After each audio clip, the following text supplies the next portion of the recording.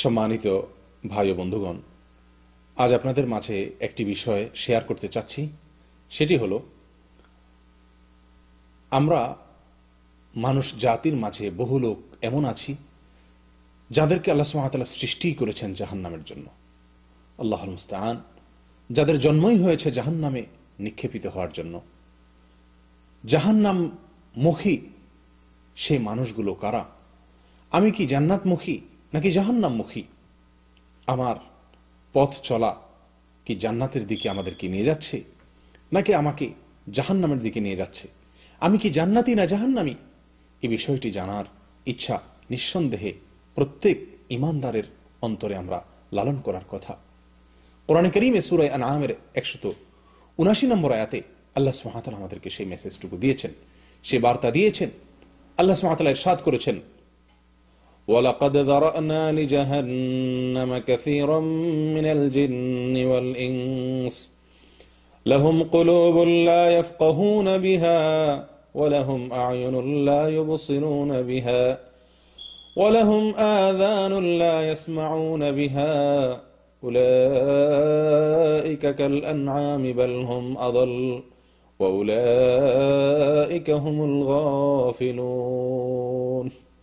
আল্লাহ তাআলা বলেন, নিশ্চয়ই আমি জাহান্নামের জন্য সৃষ্টি করেছি জিন এবং মানুষের কিছু লোককে, জিন এবং মানুষের কিছু সদস্যকে আমি জাহান্নামের জন্য সৃষ্টি করেছি। তাদের সৃষ্টি হয়েছে জাহান্নামের জন্য। কি তাদের মার্কা, কি তাদের আলামত, কি তাদের চিহ্ন, কি তাদের আমল?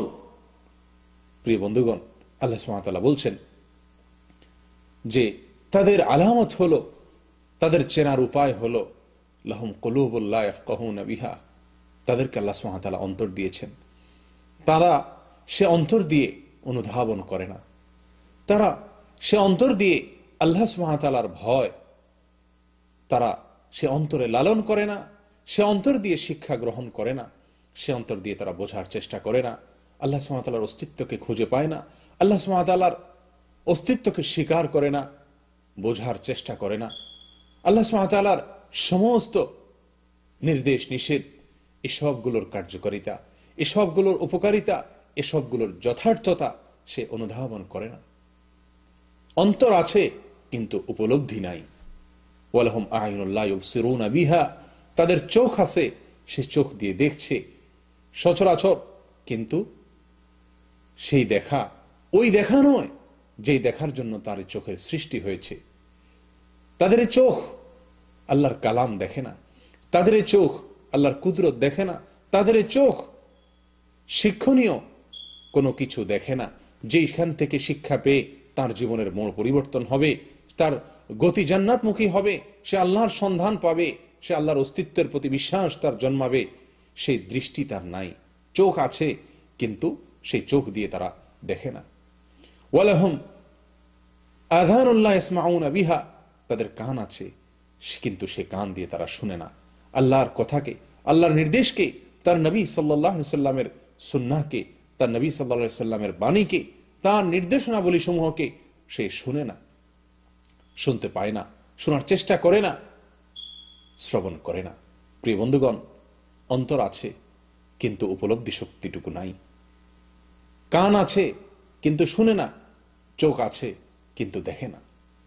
আমাদের সমাজে এমন বহু লোক আমরা আছি, আল্লাহ মাফ করুন, যারা প্রতিনিয়ত জাহান্নামের কথা শুনছি কিন্তু শুনেও আমরা যেন শুনতে পাচ্ছি না।